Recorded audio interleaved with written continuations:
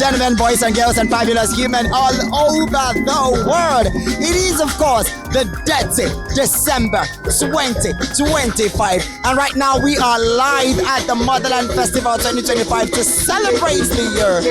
Guys, like I would always say, if you are not here, you are missing a lot. But today you are not missing because you have sent me to bring all the necessary entertainment and information you need to know. This event is a 3 days loaded packed event, and this is the day one. Trust me, the panels were so interesting. We learned a lot of things, and of course you can see them right on your TV screen. My name is NigezieXtreme, and this is NigezieXtreme.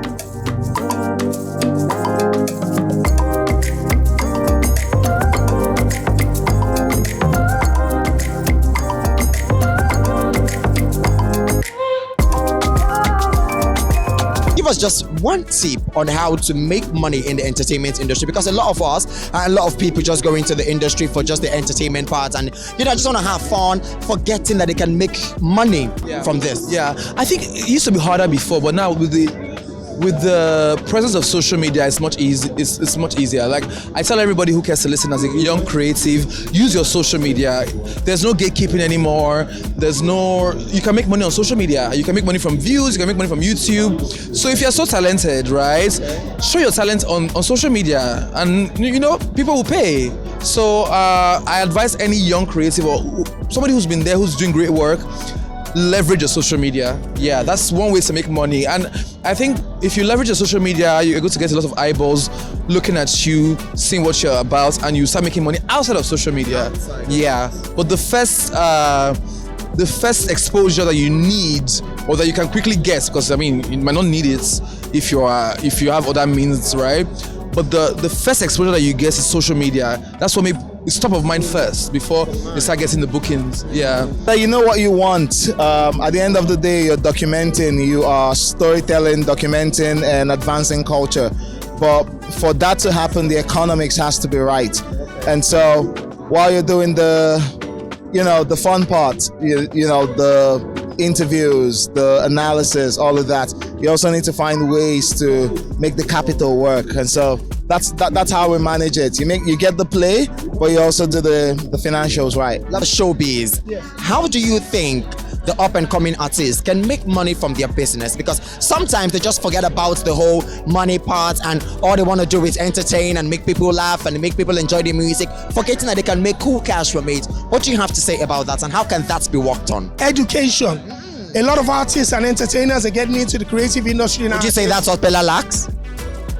Pella, well, I wouldn't say that's what he lacks, because I'll tell you confidently that he's making a lot of money. Yes, he is. But what he might not be doing well is that he's not, some of the stuff he's doing online, the antics he's doing online, if he had maybe more exposure and maybe more information, there will be some that he will rein a little bit in. But in terms of success, that boy is successful. He's making a lot of money. He knows what works. But now there are other aspects that he has to do to ensure that, he keeps it a little bit grounded. We saw what he had done where he was, attempting to take his own life live on air. Oh, that's by the way. As a 19-year-old, 20-year-old, seeking attention that way also shows lack of education and information. And you think this applies to all other up-and-coming artists? A lot of other up-and-coming artists don't understand that ownership is really where the money is long-term. And ownership means that your paperwork has to be good. You've got to be informed. Your lawyers, your administration has to be solid. And you must not give your content away cheaply, because ultimately you'll get paid. Without further ado, because I'm tired of rambling, I just want to hear the gist of it. Let me introduce to you Tunde Onokoya. Please let's give them a round of applause. Tunde Onokoya and Tomike Adeoye.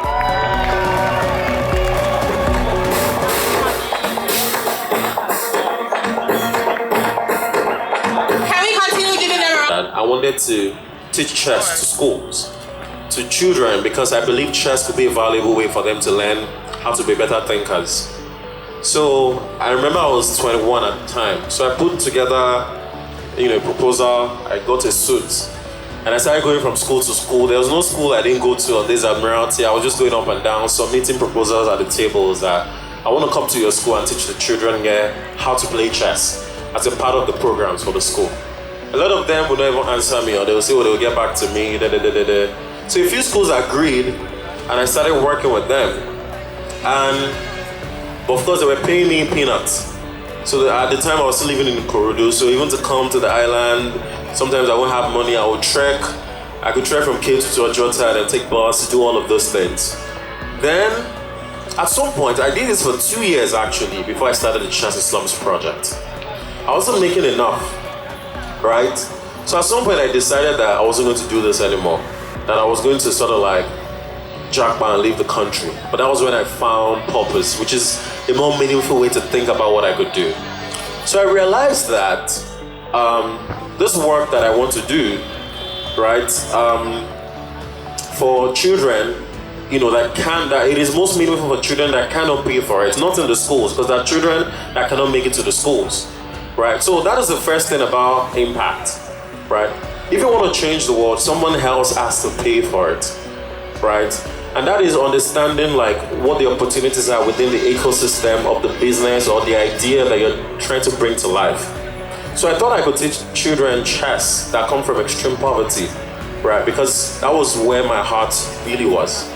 But then I knew that they can't pay me and there was no way for me to sustain myself. So me that I'm trying to do charity myself, even me, I'm a charity case, you know. So, but then I realized that through storytelling, I could inspire people and compel people to believe in the potential that the children had.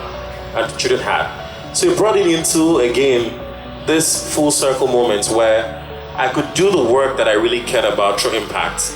Then other people, I could inspire other people who would pay for it.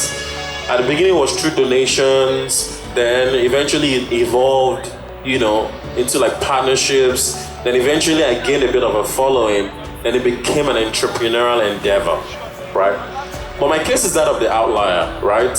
And not a lot of people will probably attain success doing it like that. So what I would always recommend is that you can always start as an entrepreneur. I promise you, you will make more impact making profits than actually just going off and trying to maybe just do an NGO. So the way it works is you do something valuable, sell it to people, people pay you for it, and that when you're rewarded for that, then you can now use that to either subsidize for other people that need it but that cannot afford it, or to give them a free opportunity. So the inverse was the case for me, but now I sell chessboards for 1 million naira each. We sold out 100 of it, and now with the money we're using it to build a school. So the value was created over time, and now it became a product. Can we get a round of applause for that, please? Congratulations. Lovely. So do you think there is a climate shift when it comes to our entertainers? We have the old takers and the new takers. Do you think so? Or you think like everyone is just like pushing it up? No, there's no old taker or new taker. There's just time and the passage of time. There's dynamism forever. There's change and flux of time. It's all time. And so ebb and flow. So the culture is always in motion. And so with time, everybody comes, they have their time in the sun, lights, camera, action, and then it ends at some point. It declines, and then the next batch goes in. It's how culture works. So everyone is a new taker, everyone becomes an old taker. It's just time. And it comes for all of us. One day you're going to be an old taker. As they would call it. Yes. One day I'm going to be an old taker too. Yeah. When you look up then, I don't think you would be an old taker anytime soon because you are still rocking it. The way the world works, man. Listen, the creativity has to be authentic. Yes, we've had a lot of genre blending where R&B is blended with Afro beats, dancehall are blended with Afro beats, which is fantastic. But what also happens is that you lose your true essence. Sometimes when we go so far away from what our original sound is, and we start to lose the core Afrobeats fans by trying to play to the international audience. So I think that affected us a bit. Who has been falling under these categories? Which of the artists have been falling, have been losing their... No, I'd say it's everybody. And it's not that they were losing their taste. It's because the dream is getting bigger, the goal is getting, the goalpost is getting wider, the audience is getting bigger. So you're always thinking about bringing everybody in. So would you agree if I say the artists, the Nigerian artists that we have, they don't sing for the Nigerian-based people anymore, they sing for international markets? Is that true? Without doubt, a lot of them have been playing that game where they're making music for the international audiences. But they need the money, it's showbiz. However, no matter how much you target international audiences, your core audience still remains those that make you superstars. They're responsible for the exciting fans.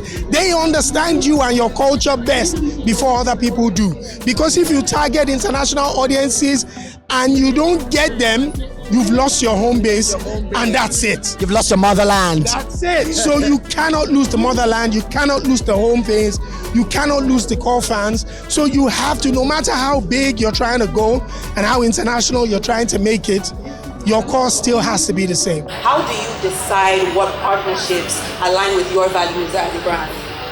How do you decide what partnerships or collaborations align with your own values as a brand? As much as I'm a brand influencer, as much as I market brands, one thing I would never like is me losing myself in the midst of it all. Because at the end of the day, it started off as a girl that just loved taking pictures of everything and anything and started telling stories. And so even when the brand partnerships and the brand deals started coming, I realized that I would do better when I genuinely like that brand. Like I would tell that story from a personal POV that would be even more relatable to my audience and makes it more organic at the end of the day because I genuinely like the brand. And so I would always not take brands that I do not like. Also, I had a very strict mom. There's some things that my mother must not find me doing online. No matter my age, she will flog me. So that kind of like puts me on the right track.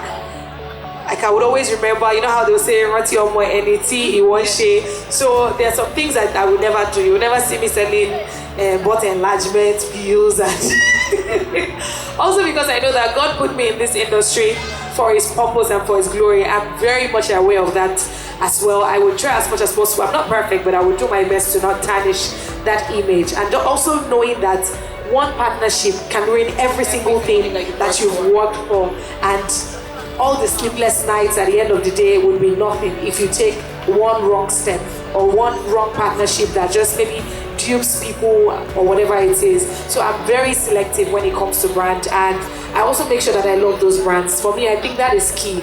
If I love it, it's just easier to sell it. Like I loved Maltina growing up. When they signed me as a brand, it was like, don't worry.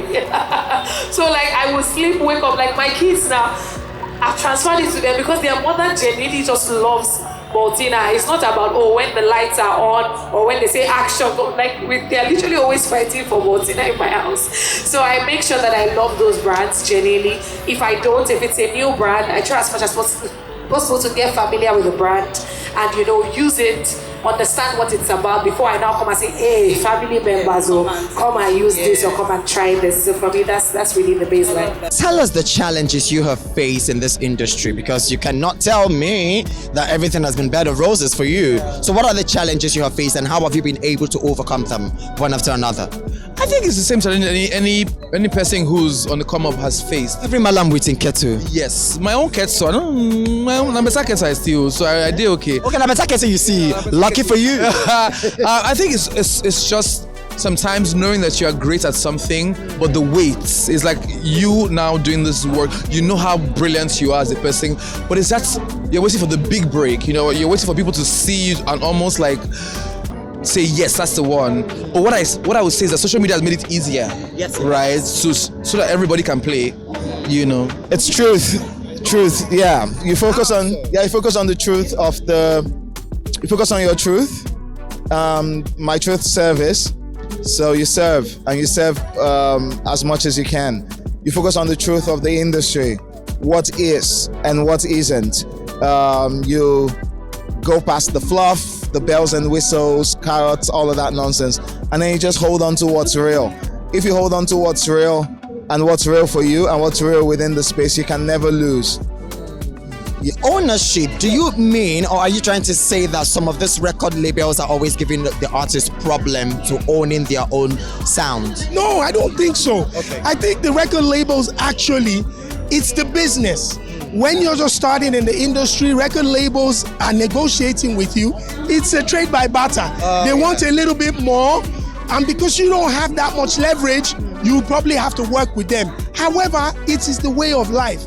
The better you become, the more successful you become, the better and stronger your bargaining power is. So you have to wait for that.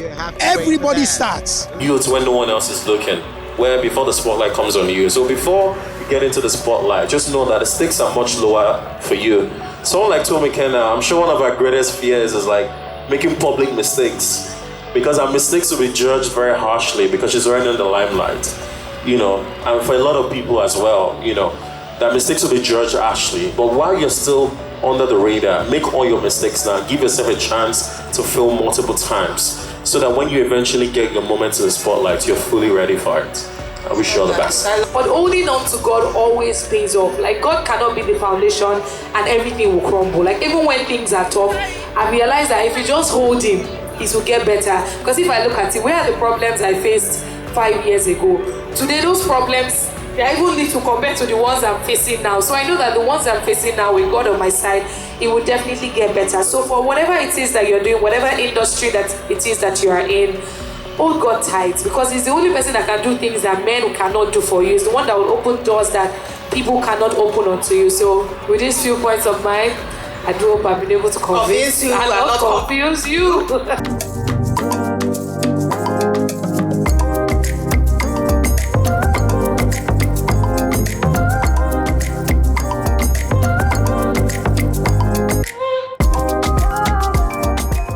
Ladies and gentlemen, it's right about time where we have to close. They say what has a beginning must surely have an end. And this is the end of it. But of course, not the end of the Dead in December, because we have a whole lot of flexing and groove to have. Once again, my name is BJ Gwina, and this is NigezieXtreme, where we bring you nothing but undiluted entertainment. And we, of course, are going to make your December dirty right from your TV screen. Enjoy.